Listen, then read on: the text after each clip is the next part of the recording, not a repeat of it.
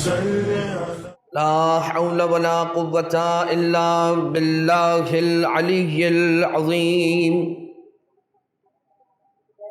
حسبنا الله ونعم الوكيل نعم المولى ونعم النصير أعوذ بالله من الشيطان اللعين الرجيم بسم الله الرحمن الرحيم حمدا لك يا ذا الجود والإحسان والفضل والطول والامتنان وصلاة وسلاما على من لا ينطق عن الهوى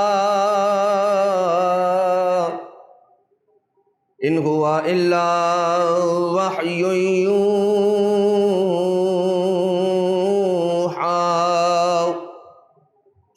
حبيب قلوبنا وشفيع ذنوبنا وطبيب نفوسنا مولانا ومولى الثقلين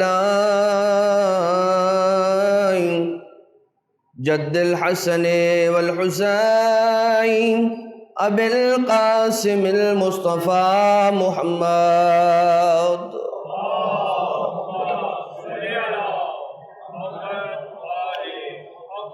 وعلى آله الذين أذهب الله عنهم الرجس وطهرهم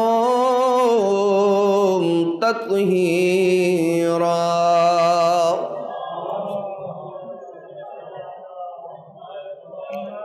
لا سيما على الإمام المنتظر والحجة الثاني عشر واللعنة الدائمة الباقية على أعدائهم ومنكري فضائلهم ومسائبهم وغاصبي حقوقهم من الأزل إلى قيام يوم الدين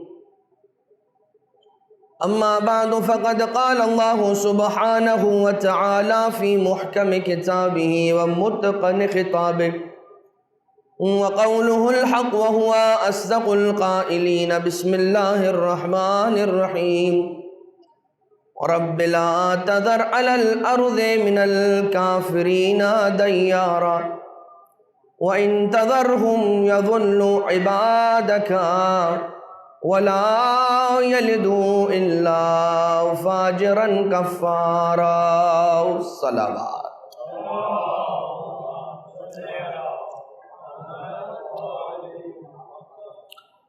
خمسہ مہدویت کے عنوان سے اور سلسلہ معرفت امام صاحب الامر والعصر والزمان عجل اللہ تعالی فرجہ الشریف کے عنوان سے اللہم صلی علی محمد وآل محمد 5 روزہ مجالس کا یہ جو سلسلہ رکھا گیا تھا، اس سلسلے کی آخری کڑی ہے، اور ان 5 مجالس میں آپ نے سب سے پہلی مجلس میں مولا صاحب الامر علیہ الصلاۃ والسلام کے حیات طیبہ کے ابتدائی 5 سالوں کا احوال سماعت فرمایا، اور اس کے بعد پہلے نائب خاص، پھر دوسرے نائب خاص، پھر تیسرے نائب خاص، اور آج چوتھے اور آخری نائب خاص سے امام عصر والزمان علیہ السلام کے، جن کا نام علی ابن محمد السمری ہے یا سموری ہے، علیہ الرحمت و رضوان، ان کا احوال سماعت فرمائیں گے۔ اذان محترم، جس طرح سے آپ نے یہ دیکھا ہے کہ جب کوئی انسان قریب جاتا ہے کسی ایسی شے کے کہ جو خوشبو والی ہو، یا کسی دکان میں چلا جاتا ہے کہ جس دکان کے اندر خوشبو بیچی جاتی ہو، جس کی وجہ سے وہاں پر خوشبوؤں کا کلیکشن جمع کیا گیا ہو، تو جب انسان ایسی دکان میں چلا جائے کہ جہاں پر عطر فروشی کا کام کیا جاتا ہو، جس کی وجہ سے عطور اور خوشبوئیں اور پرفیومز رکھے ہوئے ہوں، ڈسپلے کے لیے. انسان اگر اس دکان میں داخل ہو جائے اور بغیر کچھ خریدے، بغیر کوئی ایک پرفیوم بھی ٹیسٹ کیے، ٹیسٹر کے پرفیوم آتے ہیں نا، ٹیسٹ کرواتے ہیں پرفیوم والے، خوشبو والے، عطر فروش، بغیر کسی خوشبو کو استعمال کیے اندر جا کے جو تجرباتی پرفیومز رکھے ہوتے ہیں کہ آپ اس کو اٹھائیں، لگائیں اور اس کو خوشبو اگر آپ کو پسند آتی ہے تو خرید لیں. نہ کوئی آپ نے خوشبو لگائی، نہ کوئی آپ نے خوشبو استعمال کی، مجرد فقط و فقط اتنا کیا کہ اس دکان میں کہ جن میں ڈھیر ساری خوشبو رکھی تھی وہاں داخل ہوئے، کچھ دیر وہاں رہے اور اس کے بعد خالی اسی طرح سے باہر آ گئے. تو جب آپ کسی دوسری جگہ جاتے ہیں تو لوگ یہ پوچھتے ضرور ہیں، محسوس ضرور کرتے ہیں کہ ایک مہک ہے خاص کہ جو آپ کے اندر سے محسوس ہو رہی ہے. تو جب آپ کسی خوشبو سے قریب ہو جائیں تو وہ خوشبو آپ پر اپنا اثر چھوڑ دیتی ہے. اب آ جائیے مثال سیاروں کی.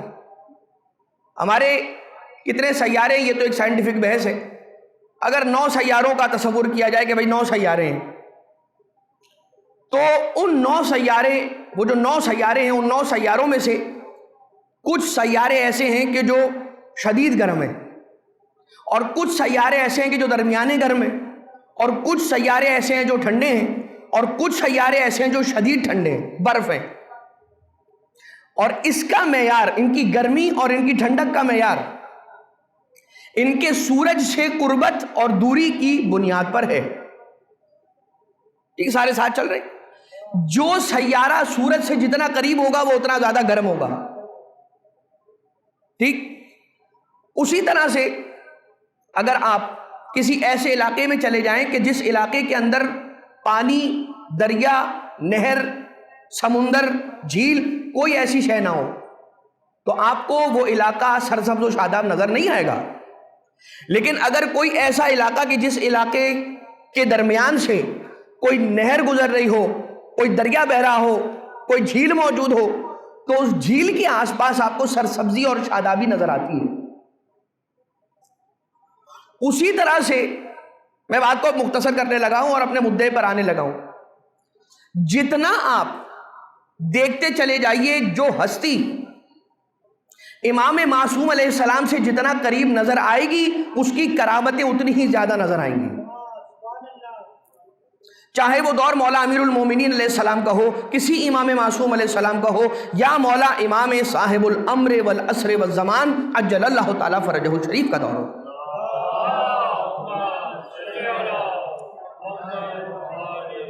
یہ جو افراد ہیں نا، یہ جو 4 نائبین اربعہ یا سفرائے اربعہ، یہ جو 4 مولا کے سفراء ہیں، یہ جو 4 مولا کے نائبین ہیں، وہ 4 نائبین کے جن کے بعد نائب امام، نیابت امام کا سلسلہ ختم ہو گیا، جن کے بعد سفارت امام علیہ السلام کا خاص سفارت، خاص نیابت کا سلسلہ ختم ہو گیا ہے نا.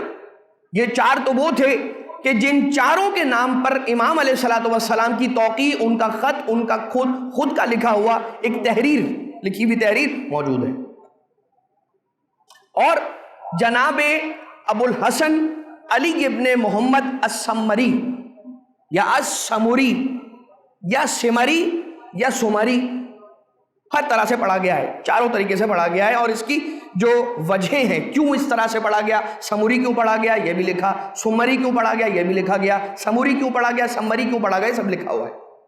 میں صرف ایک مختصر سی بات آپ کی خدمت میں، جو لغتی بات ہے، جو گرامیٹیکل ایک بات ہے، وہ آپ کی خدمت میں عرض کروں گا اور ہم بات کو آگے بڑھا دیں گے. آپ کی کنیت ہے ابو الحسن، آپ کا نام گرامی ہے علی، اور آپ کے والد کا نام محمد. علی ابن محمد السمری. السمر سمرہ سے نکلا، سین والا سمر. اور قاموس المحیط کے اعتبار سے، لسان العرب کے اعتبار سے، اور ایک آدھ 2 اور لغات کے اعتبار سے کہ جن میں یہ لکھا ہوا ہے کہ سمرہ نکلا ہے مسمار سے، یا مسمار نکلا ہے سمرہ سے. مسمار کسے کہتے ہیں؟ کیل کو. اور سمر کہتے ہیں کیل کے اس اٹھے ہوئے حصے کو کہ جو اوپر ہوتی ہے، جس پر انسان ہتھوڑا مار کر اسے ٹھوکتا ہے، اس پر چوٹ لگاتا ہے، اور وہ کیل جس جگہ بھی پیوست کرنا ہوتی ہے وہ وہاں پر پیوست کر دی جاتی ہے.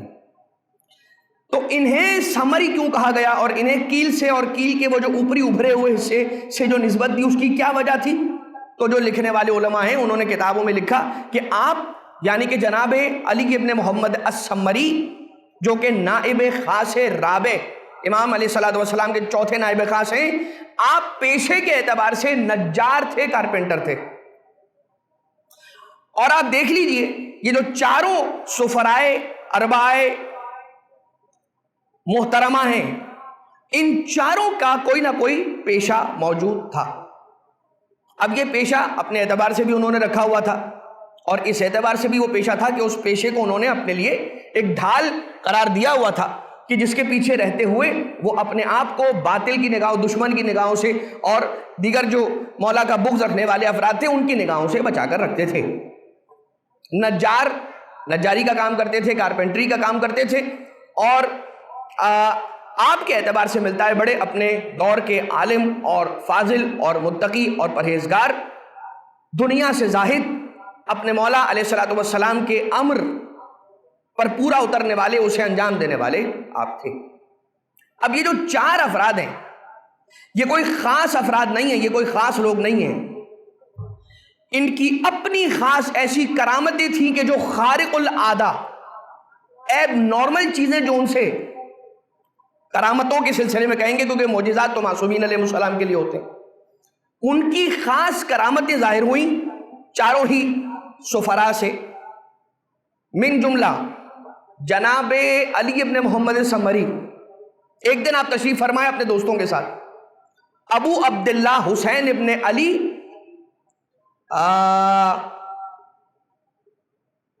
ابن قولوہ یا ابن بابوہ، آپ کے بارے میں جو ایک بڑے عالم تھے قم کے، جہاں آپ بغداد میں بیٹھے ہوئے اور بغداد میں بیٹھے بیٹھے آپ نے قم سے آئے ہوئے کچھ لوگوں سے ان کے بارے میں، ابو عبداللہ حسین ابن علی عالم کے بارے میں سوال کیا کہ ان کے کیا احوال ہیں، وہ خیریت سے ہیں؟ انہوں نے کہا جی جب تک ہم قم سے نکلے وہ ٹھیک خیریت عافیت کے ساتھ تھے، اور کسی کتاب کا نام لیا کہ اس کتاب پر کام کر رہے تھے۔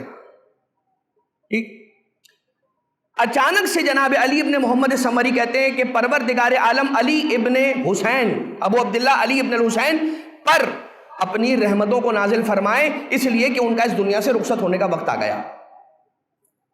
یہ انہوں نے کہا، سننے والوں نے سوچا کہ پتہ نہیں کیا کہہ رہے ہیں، مگر یہ بعد میں انہوں نے پھر دوبارہ سے ریکارڈ کروا دیا تاریخ کے اندر کہ جس وقت ہم نے ان سے یہ سنا تھا، جس وقت کون جناب علی ابن محمد السمری چوتھے نائب خاص امام زمانہ علیہ الصلوۃ والسلام کے، انہوں نے بیٹھے بیٹھے ایک مرتبہ پروردگار عالم کے رحمت کی نزول کی دعا کی ان کے لیے، یعنی کہ ان کی دنیا سے اس وقت جانے کی گھڑی تھی، انتقال فرما رہے تھے، ان کی آخری گھڑیاں چل رہی تھیں، اور انہوں نے رحمت خدا کے نزول کی دعا کی ان کے لیے۔ کہا کہ جس وقت انہوں نے رحمت اللہ علیہ کا جملہ کہا تھا وہی وہ وقت تھا کہ جو ان کے انتقال کا وقت تھا، اور ہمیں بعد میں پتہ چلا۔ اللہم صلی علی محمد و آل محمد۔ ایک اور کرامت آپ کی خدمت میں عرض کر دی جائے، اور وہ کرامت یہ ہے کہ اب یہ کرامت جناب علی ابن محمد السمری کی، کہ نہیں، جناب حسین ابن رو جو کہ تیسرے نائب خاص ہیں، ایک خاتون آئیں اور آنے کے بعد وہ کچھ مال لے کر آئی تھیں جو واجب الادا فرائض شرعیہ ہوتے ہیں، وہ مال لے کر آئی تھیں امام علیہ الصلوۃ والسلام کی خدمت میں پہنچانے کے لیے، اور جناب حسین ابن رو کے پاس پہنچی۔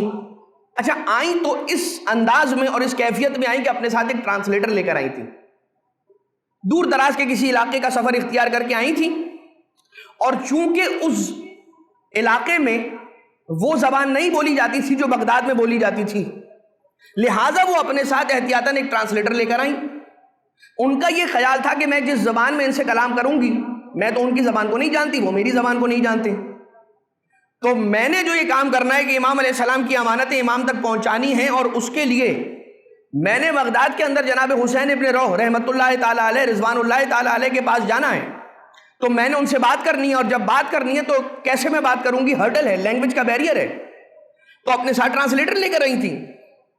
لیکن جیسے ہی انہوں نے اپنی بات ٹرانسلیٹر سے کہی اور ٹرانسلیٹر نے ٹرانسلیٹ کر کے عربک کے اندر جناب حسین ابن رو کی خدمت میں عرض کی، تو انہوں نے اس خاتون کی جانب دیکھ کے ان کی طرف مخاطب ہو کر ان کے سوالوں کے جوابات دینا شروع کر دیے، یہاں تک کہ وہ تعجب میں آگے اور کہنے لگی کہ میں تو نہیں جانتی تھی کہ آپ میری علاقے کی زبان سے واقف ہوں گے۔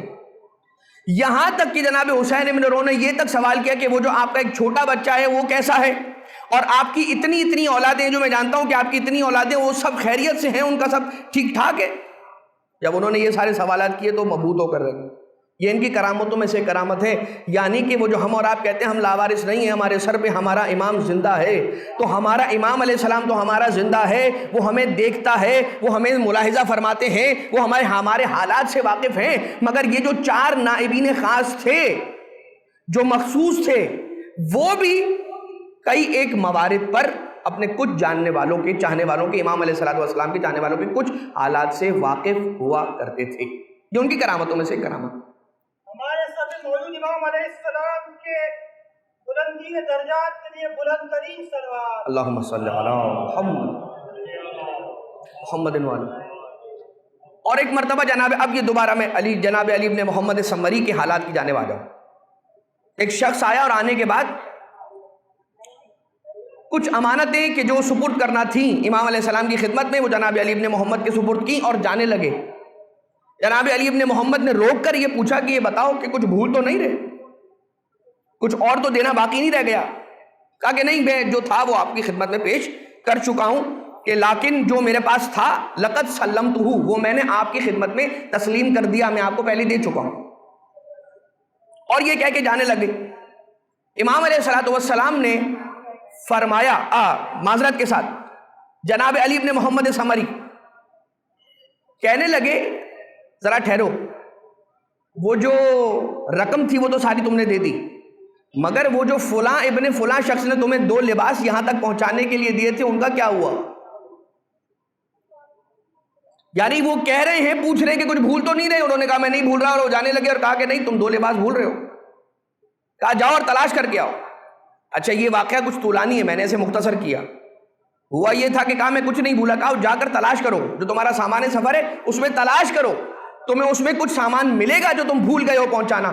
خود سے پہلے نہیں اظہار کیا 2 لباسوں کا، وہ آنے والا جو میسنجر تھا اپنے علاقے کے لوگوں، جیسے کہ جناب احمد ابن اسحاق قمی، وہ قوم کے اندر رہنے والے لوگوں کے درمیان پیغامبر کی طور سے تھے۔ پیغامبر کا مطلب کیا؟ میسنجر کے طور سے تھے، لوگوں کے سوالات اکٹھا کرتے تھے اور پھر امام حسن عسکری علیہ السلام درود بھیجے سارے میں۔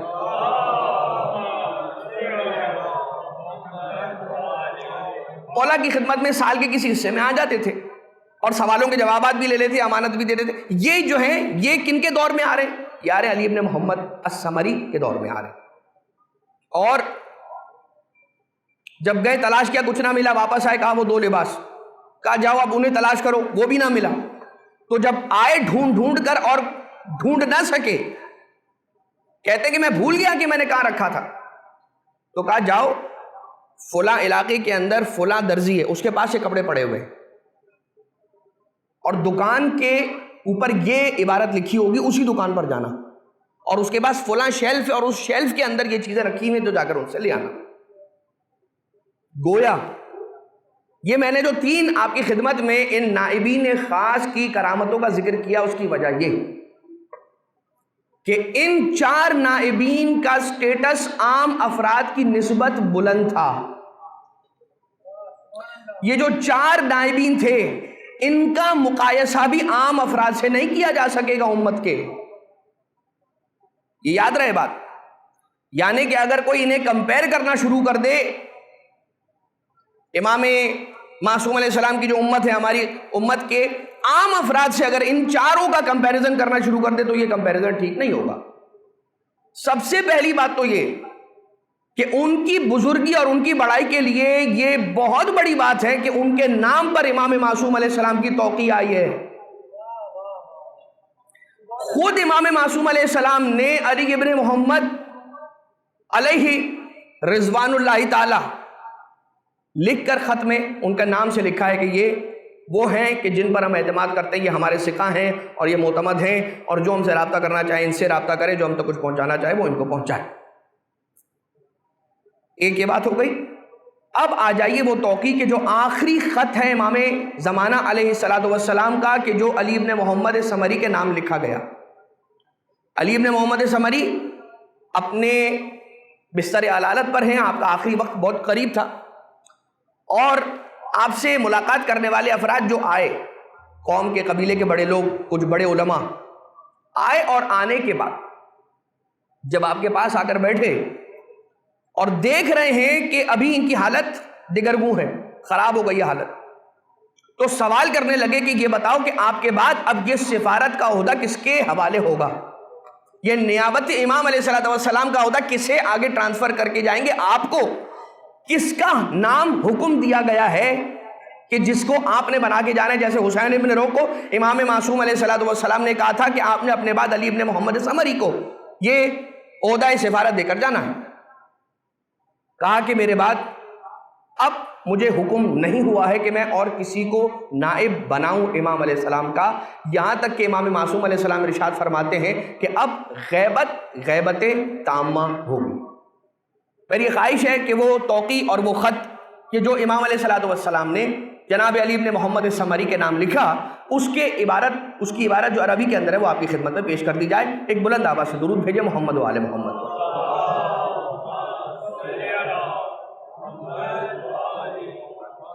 بسم اللہ الرحمن الرحیم۔ یا علی ابن محمد السمری عظم اللہ اجر اخوانک فیک، اے علی ابن محمد پروردگار تیرے بھائیوں کے اجر میں اضافہ کرے تیرے بارے میں۔ یہ اعظم اللہ لک الاجر کا جو جملہ ہے یہ عرب کلچر کے اندر اس وقت استعمال کیا جاتا ہے جب کسی کی موت واقع ہو جائے۔ کسی کے پرسے کے لیے جو جملہ عرب کلچر کے اندر استعمال ہوتا ہے وہ جملہ ہے اعظم اللہ لک الاجر۔ یہ وجہ ہے کہ آپ ایک زیارت عاشورہ مفاتیح الجنان کے اندر ایسی بھی ہے کہ جس کے اندر انا للہ و انا الیہ راجعون، انا للہ و انا الیہ راجعون، اعظم اللہ لک الاجر یا فاطمۃ الزہرا فی ولدک الحسین، اور پھر رسول سے اعظم اللہ لک الاجر، جناب سیدہ سے، مولا کائنات سے، امام حسن سے، اور ائمہ اطہار سے اعظم اللہ لک الاجر مولا حسین علیہ السلام کی شہادت کے بابت کہا جا رہا ہے۔ یہاں پر سرکار صاحب الامر علیہ السلام علی ابن محمد سمری سے مخاطب ہو کے کہہ رہے ہیں کہ اے علی ابن محمد، میں پرسہ پیش کرتا ہوں تیرے بھائیوں کو تیرے صدمے کا۔ امام زمانہ علیہ السلام فَإِنَّكَ مَيِّتٌ مَا بَيْنَكَ وَبَيْنَ سِتَّةِ أَيَّامٍ فَجْمَعْ أَمْرَكَ، آج سے لے کے 6 دنوں کے اندر اندر تیرا انتقال ہو جائے گا۔ فَجْمَعْ أَمْرَكَ، تو اپنے امور کو جمع کر لو، اپنے جتنے پھیلے ہوئے کام ہیں انہیں سمیٹ لو۔ وَلَا تُوصِي إِلَىٰ أَحَدٍ يَقُومُ مَقَامَكَ بَعْدَ وَفَاتِكَ فَقَدْ وَقَعَتِ الْغَيْبَةُ التَّامَّةُ۔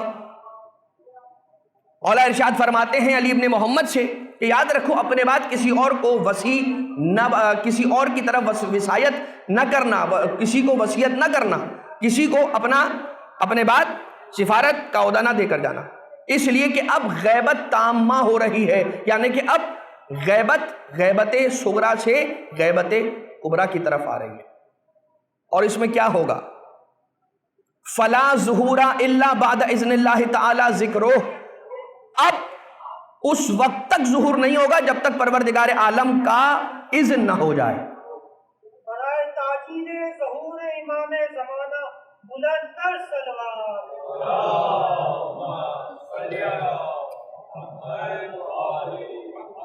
کوئی کیا کہتا ہے کہ اذن ظہور کیوں نہیں ہو رہا، کوئی کیا وجہ بیان کرتا ہے کہ دیکھو اس لیے ظہور نہیں ہو رہا، کوئی کیا وجہ بیان کرتا ہے دیکھو یہ وجہ ہے کہ ظہور میں رکاوٹ ہے، کوئی کیا کہتا ہے کہ ظہور اس لیے نہیں ہو رہا، ہر کوئی اپنے اپنے ذہنی سطح کے اعتبار سے ایک وجہ بنا کر بیان کرتا ہے۔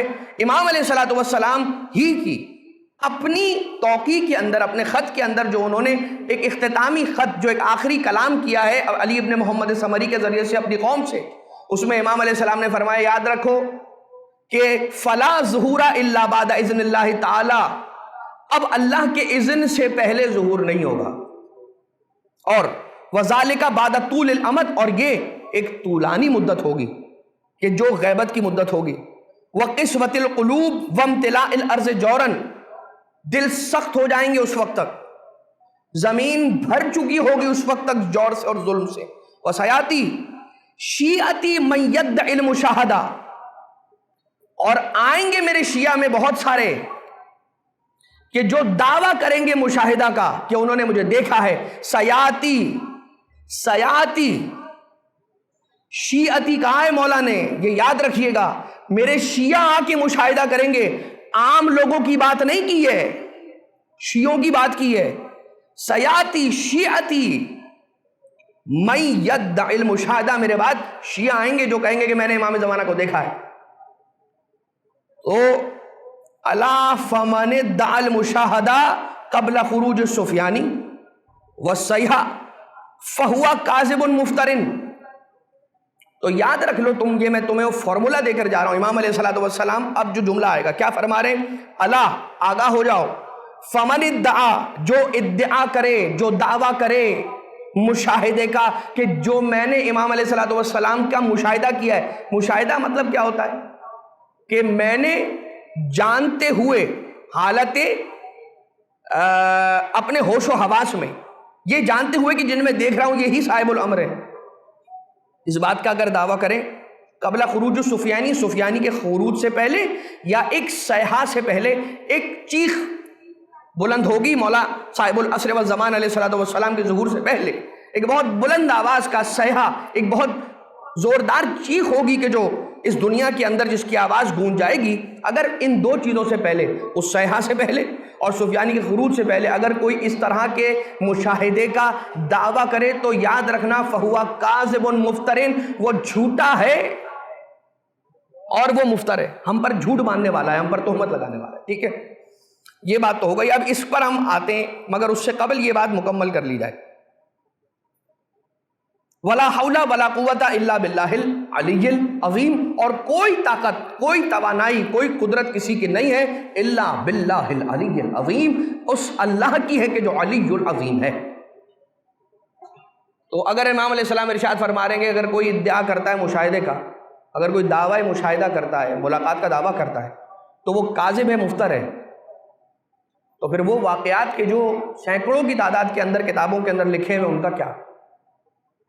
اب اس کے اعتبار سے بحار الانوار میں علامہ مجلسی نے دو وجوہات بیان کی ہیں اس روایت کے مرسل ہونے کے اعتبار سے. ایک بات کی ہے, اور ایک دوسری بات یہ کی ہے کہ ادعاء مشاہدہ ادعاء سفارت کے ساتھ ہو, اور اگر یہ دونوں باتیں نہ کی جائیں, اگر یہ دونوں دلیلیں جو علامہ شیخ باقر مجلسی رحمۃ اللہ تعالیٰ علیہ اللہ مقامہ نے جو پیش کی اپنی کتاب بحار کے اندر, اگر انہیں نہ بھی پیش کیا جائے تب بھی ایک بات یہاں پر ہے, اور وہ کیا ہے کہ من ادعى المشاہدہ, جو دعویٰ کرے مشاہدے کا وہ جھوٹا ہے, کاذب, مفتر ہے. لیکن اگر کوئی چھپکے سے لکھ کر اس زندگی کے اندر مولا سے ملاقات کے بعد اپنی کسی کتاب کے اندر لکھ کر یا کسی کو امانت کے طور پر بتا جائے اور اس دنیا سے رخصت ہو جائے, اس کے بعد اگر وہ بات سامنے آ جائے,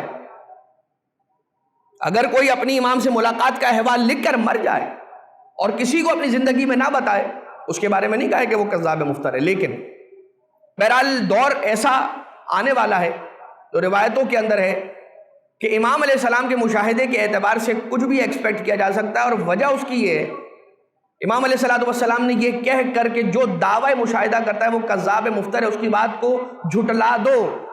ٹھیک ہے, یہ دروازہ اس لیے بند کر دیا. کیوں بند کر دیا؟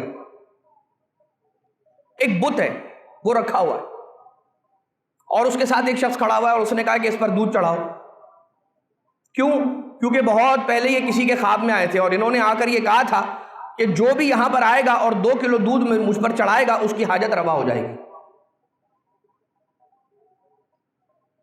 اگر کسی بت کے حوالے سے یہ بات کر دی جائے تو اب آپ کیا کریں گے؟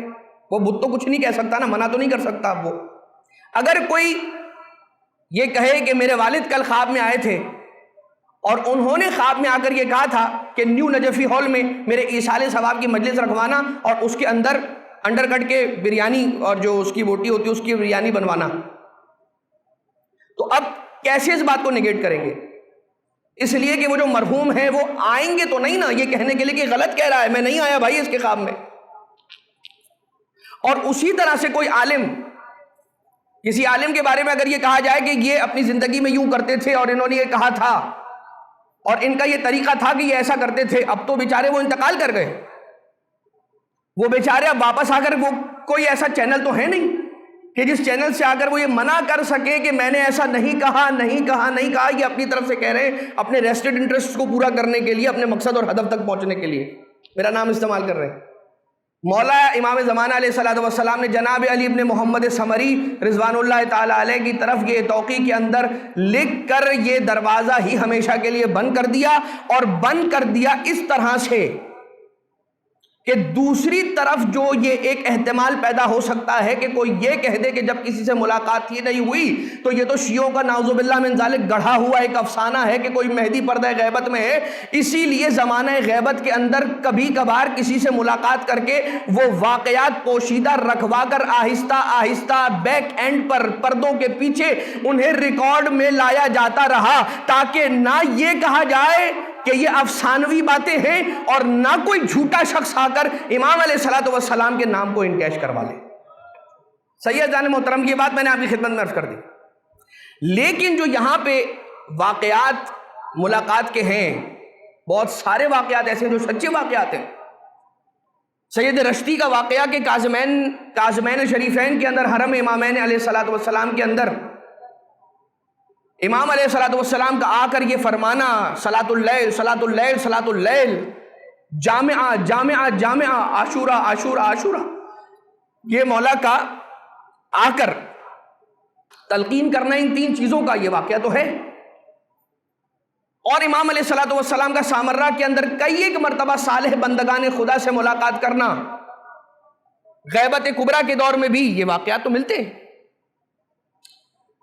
تو یہ پروردگار عالم کا منصوبہ اور پروردگار عالم کا انداز کہ اس انداز سے اس بات کو بیلنس کیا گیا۔ مولا نے کہہ دیا کہ مشاہدہ نہیں ہے، لیکن پردے کے پیچھے کچھ ایسے واقعات بھی ہوتے رہے کہ جو بعد میں ہمارے سامنے آئے کہ فلاں دور کے اندر فلاں سے ملاقات ہوئی تھی۔ لیکن اذان محترم، ایک ایسا واقعہ جناب اسحاق احمد ابن اسحاق امی تشریف لے آئے اپنے آخری زندگی کے آخری اس سفر میں کہ جس میں امام حسن عسکری علیہ السلام سے انہوں نے ملاقات کی، اور امام علیہ السلام سے ملاقات کرنے کا ان کا یہی مقصد ہوا کرتا ہے جو میں نے آپ کی خدمت میں عرض کر دیا کہ جو سوالات کے جوابات اور وہ ساری کی ساری چیزیں کہ جو امام علیہ السلام 11ویں امام علیہ السلام تک پہنچانی ہے، ان سے پوچھنی ہے، اور واپس پلٹ کر جن لوگوں کے سوالات تھے ان کے جوابات دینے، تو قم سے آتے ہیں سامرہ اور 11ویں امام علیہ السلام سے ملاقات کرتے ہیں، اپنے آخری سفر میں آئے ہیں۔ اور آنے کے بعد امام علیہ السلام کی خدمت میں حاضر ہوئے اور امام علیہ السلام نے کہا، اے احمد ابن اسحاق، اے ابن اسحاق، یہ میری اور تمہاری آخری ملاقات ہے دنیا میں، تمہارے جانے کے بعد تم بھی اس دنیا سے رخصت ہو جانے والے ہو، اور اگلی ملاقات سے پہلے میں بھی اس دنیا سے رخصت ہو جاؤں گا۔ مولا میری تو خیر ہے، آپ کے بعد یہ سلسلہ ہدایت کیسے آگے بڑھے گا؟ امام علیہ السلام نے فرمایا کہ پروردگار عالم نے منذ خلق آدم علیہ السلام، جب سے حضرت آدم علیہ السلام کو خلق فرمائے پروردگار عالم نے، تب سے لے کر اور اس وقت تک کہ جب تک حتی تقوم الساعہ، یہاں تک کہ قیامت واقع ہو جائے، اس وقت تک نہ کبھی خالی رکھا ہے اور نہ کبھی خالی رکھے گا اس زمین کو اپنی حجت خدا سے اپنے بندوں پر، اور اپنی حجت خدا کے ذریعے سے پروردگار کیا کرتا ہے؟ ان کے ذریعے سے یدفعو عنہ البلا، پروردگار عنہم البلا، پروردگار اس دنیا والوں پر سے امام زمانہ علیہ السلام حجت خدا امام معصوم علیہ السلام کے صدقے میں بلاؤں کو دور کرتا ہے، اور امام علیہ السلام کے صدقے میں کیا کرتا ہے؟ ینزل الغیث بہی، ان کے صدقے میں بارش کو نازل کرتا ہے۔ زیارت جامعہ پڑھیے آپ، زیارت جامعہ کبیرہ کی تلاوت کیجئے، بکم ینزل الغیث وبکم یمسک الی السماء وبکم یمسک السماء ان تقع علی الارض، یہ جو آسمان ٹکا ہوا ہے مولا آپ کے صدقے میں ٹکا ہوا ہے، ورنہ یہ کب کا گر پڑا ہوتا ہم پر۔ لہٰذا امام علیہ السلام ارشاد فرماتے جا رہے ہیں اور بتاتے جا رہے ہیں، فرمانے لگے، ابن اسحاق امی نے سوال کیا، مولا فمن الامام بعدک، آپ کے بعد امام کون ہے؟ اتنے میں 11ویں امام علیہ السلام اپنی جگہ سے کھڑے ہوئے اور تیزی کے ساتھ اپنے بیت الشرف میں داخل ہوئے۔ جب واپس پلٹے تو ایک مرتبہ کیا دیکھا؟ ابن اسحاق کہتا ہے کہ میں نے ان کے ہاتھوں میں دست مبارک میں ان کی گود میں ایک چھوٹا سا خوبصورت بچہ دیکھا، کأنہ وجہہ القمر، ایسا لگتا تھا کہ جیسا چہرہ نہیں ہے چاند ہے، چاند ایسا لگتا تھا چہرہ نہیں ہے چاند ہے۔ اور اس کے بعد میں نے جب ان کے چہرے کو دیکھا، اب سوال کیا تھا ابن اسحاق کا؟ سوال تھا من الامام بعدک، آپ کے بعد امام کون ہوگا؟ ٹھیک، من الامام بعدک، آپ کے بعد امام کون ہوگا؟ اور امام اندر تشریف لے گئے اور اپنے اس کم سن شہزادے کو لے آئے، یعنی کہ امام معصوم صاحب الامر علیہ السلام کو، نرجس کے لال کو، اپنے دل کے ٹکڑے کو لے آئے۔ اور ایک مرتبہ اس عمر کے بچے آنکھیں ٹکتی نہیں ہیں ان کی، ٹکٹکی باندھ کر یہ شہزادہ ابن اسحاق کے چہرے کو تک رہا تھا، مولا دیکھ رہے تھے۔ ایک مرتبہ ابن اسحاق نے کہا کہ یا مولایا، کیا کوئی اور دلیل ہے میرے اطمینان کے لیے؟ میرے اطمینان کے لیے کوئی دلیل ہے؟ کیا کہا ابن اسحاق نے؟ احمد ابن اسحاق قمی نے 11ویں امام علیہ السلام سے کہا کہ کیا کوئی اور دلیل ہے؟ ایک درود بھیجے گا مل کر محمد و آل محمد پر۔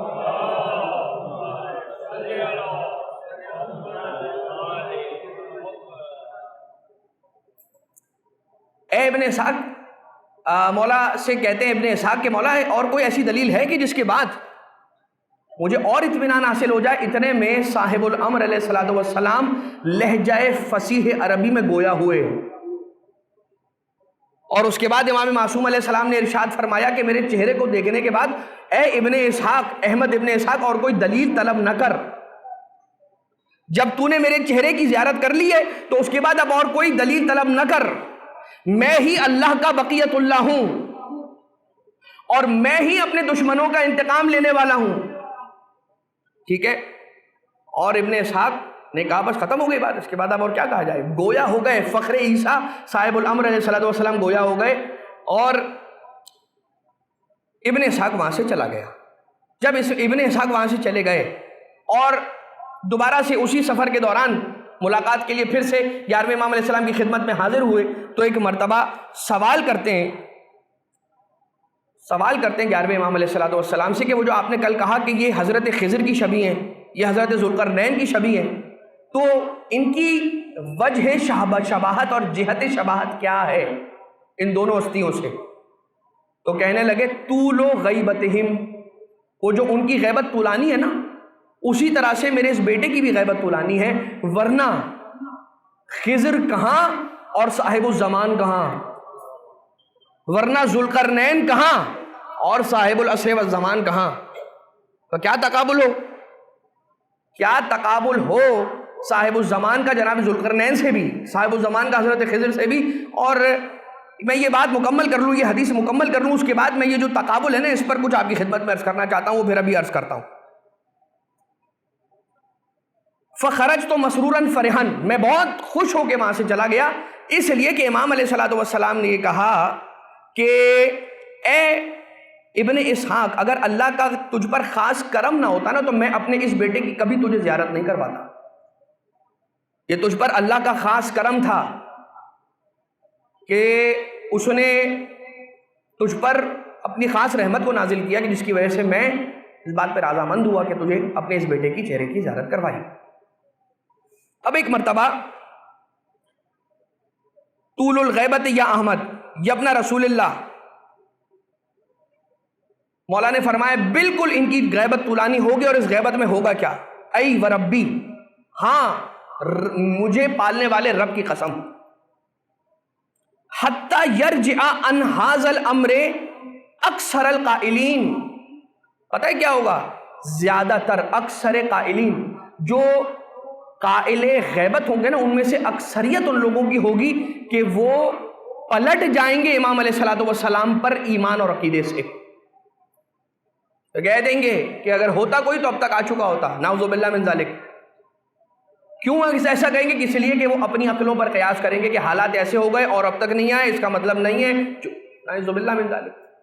ہمارے پاس ائمہ اطہار علیہ السلام کی صریح احادیث ہیں کہ جن میں یہ کہا جا رہا ہے کہ سخت امتحان ہوگا، سخت وقت ہوگا، جوڑ سے بھر جائے گی زمین، قسوۃ القلوب، دل سخت ہو جائیں گے.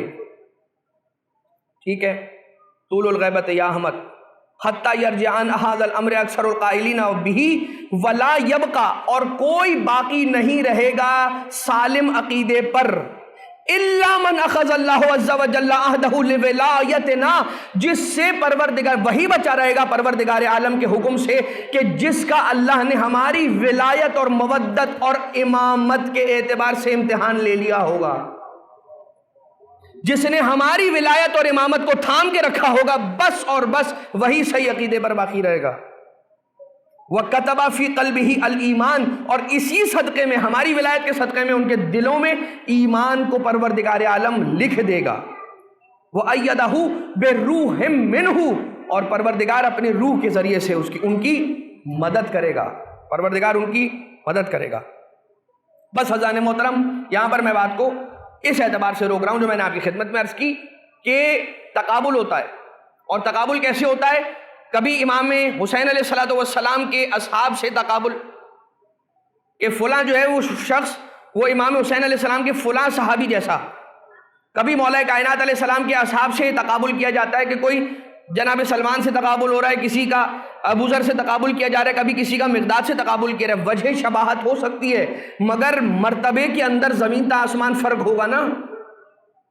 سلمان کجا، ہم اور آپ کجا، ابو ذر کجا، مقداد کجا، ہم اور آپ کجا، زہیر قین کجا، ہم اور آپ کجا. جب امام حسین علیہ السلام خود فرما رہے ہیں کہ جیسے اصحاب میرے ہیں ویسے نہ میرے بابا علی کے نہ میرے نانا رسول خدا کے، یعنی ان سے بھی مقایسہ ان کا نہیں ہو سکتا. جب حسین ابن علی علیہ السلام کے اصحاب کا مقایسہ علی ابن ابی طالب اور رسول اکرم صلی اللہ علیہ وآلہ وسلم کے اصحاب سے نہ ہو سکے تو ہم اور آپ سے کہاں ہوگا؟ نہیں ہو سکتا.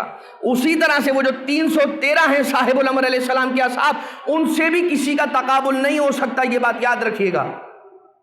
مگر کیا کریں، دماغ بھی تو ہے، انسانی کی دماغ ہے نا، فطور والا دماغ ہے تو اس میں آئے گا فطور.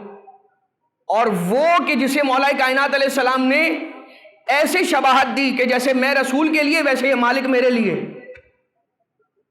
کیا ہوا؟ خوش ہو رہے تھے، مولا نے وہیں پکڑ لیا، روک دیا کہ جو خیال آ رہا ہے نا تمہارے ذہن میں کہ ایک کم اور میں بھی علی کے برابر، تو یہ وجہ شباہت یہ ہے کہ جتنے میں نے مارے ایک کم تم نے مارے، لیکن فرق بھی سنتے جاؤ. اے مالک، یہ تمہارے ذریعے سے میں قیامت تک کے آنے والے مومنین اور شیعوں کو سنا رہا ہوں کہ کیا جب تم، سنیے گا ذرا غور سے، الفاظ پر توجہ دیتے ہوئے سنیے گا. مولا نے ارشاد فرمایا، اے مالک، کیا جب تم تلوار چلا رہے تھے تو کیا تم جس پر تلوار چلاتے تھے اس کی نسلوں میں دیکھتے تھے، اس کی شجرے دیکھتے تھے؟ کہا یا ابوالحسن، میں تلوار چلانے سے پہلے شجرے تو نہیں دیکھتا تھا. کہا تم شجرے نہیں دیکھتے تھے مگر میری تلوار شجرے دیکھ کر چلاتی تھی، کاٹ. اچھا، مولا کائنات نے کیا ارشاد فرمایا کہ تم شجرے نہیں دیکھتے تھے مگر میں شجرے دیکھتا تھا، یہ نہیں کہا ہے. مولا کائنات علیہ السلام نے فرمایا کہ اے مالک اشتر، تم نے شجرے نہیں دیکھے مگر چلنے سے پہلے میری تلوار نے، جس پر چل رہی تھی تلوار نے، ان کے شجرے دیکھے. رات کی تاریکی میں علی کی تلوار چل رہی ہے. علی ابن ابی طالب کی تو آنکھیں عین اللہ ہیں، علی کی آنکھوں کی بات نہیں ہو رہی، علی کی تلوار ذوالفقار کی آنکھوں کی بات ہو رہی ہے. وہ شجرے دیکھ رہی ہے جس پر چل رہی ہے. اچھا اب رک جائیے، میں نے سرنامہ کلام میں ایک آیت کی تلاوت کا شرف حاصل کیا. حضرت نوح علیہ السلام نے سورہ نوح کے اندر اپنی قوم کے لیے نفرین فرمائی. بسم اللہ الرحمن الرحیم. رب لا تذر علی الارض من الکافرین دیارا، کہ اے پروردگار اس زمین پر کافر میں سے کسی کو نہ چھوڑنا، ایک ایک کو چن چن کے ہلاک کر دینا. لا تذر علی الارض من الکافرین دیارا، اس زمین پر، اس روئے ارض پر، اس روئے زمین پر چن چن کر ایک ایک کافر کو ہلاک کر دینا پروردگار. کیوں؟ وَإِن تَذَرْهُمْ، اور اگر پروردگار عالم تو نے انہیں چھوڑ دیا اور انہیں ہلاک نہ کیا، تو یذلو عبادکا، تیرے عباد کو، تیرے بندوں کو گمراہ کریں گے، ولا یلدو الا فاجرن کفارا، اور اے پروردگار اب ان کی نسل کے اندر کوئی ایک مومن بھی آنے والا نہیں ہے، قیامت تک بس کافر ہی کافر آنے والے ہیں۔ تو جناب نوح علیہ السلام کون ہے؟ جو اپنے علم نبوت سے یہ بات جانتے ہیں کہ قیامت تک اب ان کی قوم کے جتنے افراد بچ گئے ہیں ان میں سے ایک فرد بھی ایسا نہیں ہے کہ جس کی نسل کے اندر کوئی مومن آنے والا ہو، اسی لیے کہا لا یلدو الا فاجرن کفارا، سوائے فاجر کے اور کافر کے اور کوئی ان کی نسل میں نہیں آنے والا، لہذا انہیں چن چن کر ایک ایک کو اے پروردگار ہلاک کر دے۔ ٹھیک، یعنی یہ حضرت نوح علیہ السلام کی نظر ہے کہ جو دن کی روشنی میں اپنی قوم کے ایک ایک فرد کے شجرے کو دیکھ رہی ہے، جو کام دن کی روشنی میں نوح علیہ السلام کر رہے ہیں وہی کام رات کی تاریکی میں علی کی تلوار کر رہی ہے۔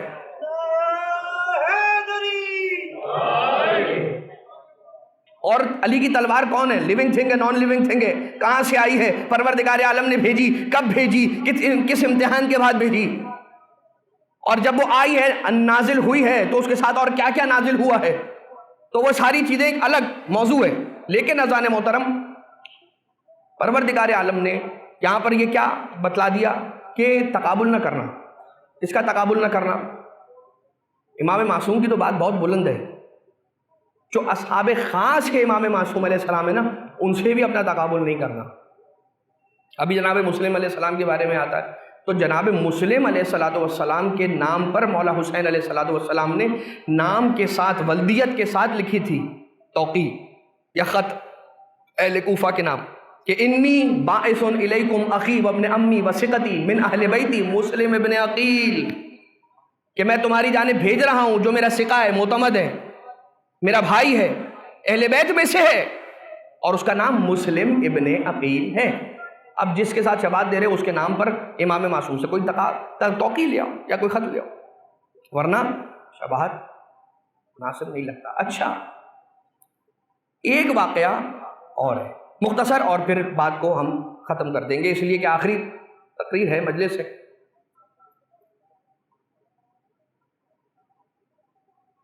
المختفی باللہ، عباسی بادشاہوں میں سے ایک بادشاہ گزرا ہے، اس کے دور میں یہ ہوا کہ قرامطہ ایک قبیلہ تھا، ان لوگوں نے مکہ پر حملہ کیا، خانہ کعبہ پر حملہ کیا اور اسے منہدم کیا، جس کی بعد حجر اسود گر گیا اور وہ حجر اسود کو چرا کر لے گئے۔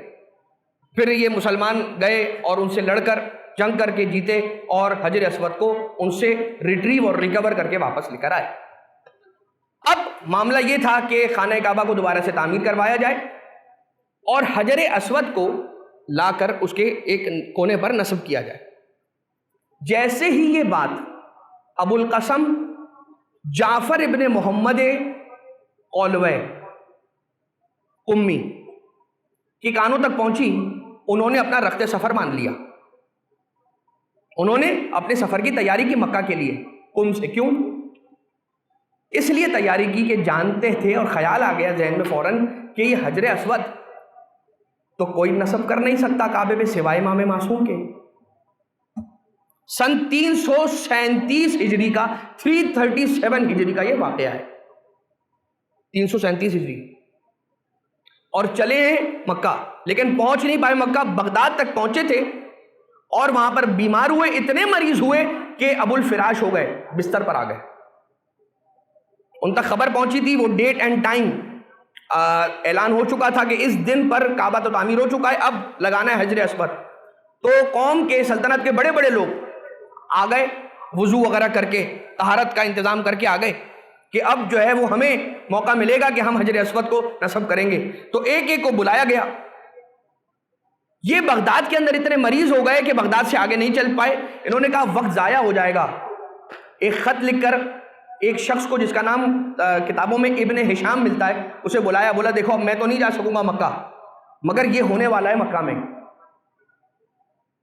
اور جو آ کے خانہ کعبہ کے ساتھ حجر اسود کو مس کر دے نا، لگا دے، نصب کر دے، ان کے ہاتھوں میں جا کر یہ خط دے دینا، اور اس میں جو میں نے لکھا ہے نا 2 سوال لکھے ہیں، ان کے سوالات کے جوابات لے آنا۔ اور وہ خط انہوں نے لیا ابن ہشام نے اور چلے۔ خط کے 2 سوالات. مولا میں اللہ کا آپ پر سلام ہو, میرے 2 سوالات ہیں, کیا میں اس مرض سے شفا یاب ہو جاؤں گا؟ دوسرا, اگر میں بچ گیا تو مزید کتنے سال زندہ رہوں گا؟ یہ 2 سوالات ہیں, آپ کے ذہنوں میں محفوظ رہیں. ابن ہشام چل کر خانہ کعبہ پہنچ گئے اس وقت تک کہ جب تک وہ ہونے والا تھا وہ سارا کا سارا سلسلہ شروع ہوا. ایک بڑے بزرگ آ رہے ہیں اور آ کر خانہ کعبہ کے ساتھ حجر اسود نصب کر رہے ہیں, مگر وہ گرے جا رہا ہے, اپنی جگہ پر ٹک نہیں رہا. لوگ حیران تھے, مبہوت تھے, متحیر تھے, دائیں بائیں دیکھ رہے تھے. اتنے میں ابن ہشام یہ کہتا ہے کہ میں نے خوبصورت جوان کو دیکھا کہ وہ آگے بڑھے, اپنے دائیں ہاتھ سے حجر اسود کو اٹھایا, خانہ کعبہ کے اس کونے پر نصب کیا اور پلٹ کر واپس چلنا شروع کر دیا. لوگ خوشیاں منانے میں ایسے مشغول ہو گئے کہ مبہوت ہو کر ان کی توجہ امام معصوم علیہ السلام کی طرف, امام زمانہ علیہ السلام کی طرف نہیں گئی. مگر میں دوڑ کر ان کے پیچھے بھاگا اور جیسے میں ان کی خدمت میں پہنچا تو قریب تھا کہ وہ میری نظروں سے اوجھل ہو جاتے ہو. تو میں نے انہیں آواز دی اور میں نے کہا کہ آپ اپنا خط لیتے ہوئے چلے جائیے, آپ کا خط ہے میرے پاس. پلٹ کر جواب دیا کہ ابو القاسم جعفر ابن محمد کو میرا سلام پہنچا دینا اور کہنا تم اس مرض سے شفا یاب ہو جاؤ گے, ٹھیک ہونے کے بعد مزید 30 سال تک زندہ رہو گے. بات یاد رکھیے, ہم اور آپ لاوارث نہیں ہیں, ہم اور آپ بے سہارا نہیں ہیں. ہمارے سر پہ ہمارے امام کا سایہ زندہ ہے, اگر سایہ باقی ہے. یہ اگر نہ ہوتے تو دنیا باقی نہ رہتی. یہ سبب بقائے ارض و سما ہے. اپنے آپ کو اکیلا نہ سمجھیں, ہر وقت امام علیہ السلام کی سلامتی کی دعا اپنی زبان پر جاری رکھیں, قرآن کریم کی تلاوت کر کے امام علیہ السلام کی خدمت میں ہدیہ کرتے رہیں, اور ہر موقع پر اپنے امام علیہ السلام کو یاد رکھیں. اپنی روح کو امام زمانہ علیہ السلام کی روح سے ہمیشہ قریب کرنے کی کوشش کرتے رہیں. بس میں نے بات کو یہاں پر ختم کیا. بہت سارے کام ہیں امام زمانہ علیہ السلام کی جو آقا و مولا زمانہ غیبت میں انجام دیتے ہیں. من جملہ اپنے چاہنے ماننے والوں کے لیے دعا کرتے ہیں, ان کے حق میں استغفار کرتے ہیں, ان کے بھیجے ہوئے سلام وصول کرتے ہیں, ان کی خبر گیری رکھتے ہیں. اور ایک ایسا کام ہے زمانے کے امام کا جو مسلسل کرتے رہتے ہیں, اور وہ ہے اپنے جد غریب حسین پر گریہ کرنا.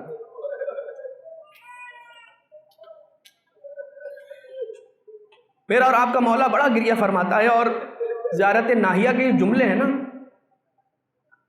کہ اگرچہ مجھے دہور نے آپ سے دور کر دیا, تو اب یہ ہے کہ جب تک زندہ رہوں گا تب تک ان آنکھوں سے پانی نہیں خون بہایا کروں گا. زمانے کا امام علیہ السلام, ہم اور آپ آقا و حسین علیہ السلام کے مصائب سن کے روتے ہیں. زمانے کا امام اپنے جد غریب کے مصائب کو ملاحظہ کر کے دیکھ کر ان پر گرے. مجھے نہیں معلوم کبھی اپنے دادا حسین کی شہادت کا موقع ان کی نگاہوں سے گزر جاتا ہوگا, کبھی 6 مہینے کے علی اصغر کی شہادت کا منظر آنکھوں سے گزرتا ہوگا, ارے کبھی زینب کبریٰ شہزادی بی بی کی چادروں کے چھننے کا منظر, کبھی خیموں کے جلائے جانے کا منظر, ارے کبھی عباس کے کٹتے ہوئے بازوؤں کا منظر, کبھی 2 ننھے لاشیں اون محمد, کبھی قاسم کے پامال لاش کی گٹھڑی کا منظر. ارے عزیزو یہ کیسے ہو سکتا ہے؟ ارے زمانے کا امام اپنی جدہ مظلومہ, ارے صدیقہ کبریٰ فاطمہ زہرا کے شہادت کا منظر یاد کر کے روتا ہوگا, در و دیوار کے درمیان بی بی کے پسنے کا منظر.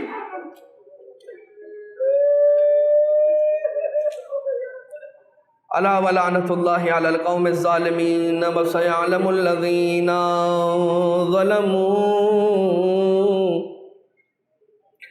آل محمد ای منقلب ينقلبون بسم اللہ الرحمن الرحیم اللہم کن لولیک حجت ابن الحسن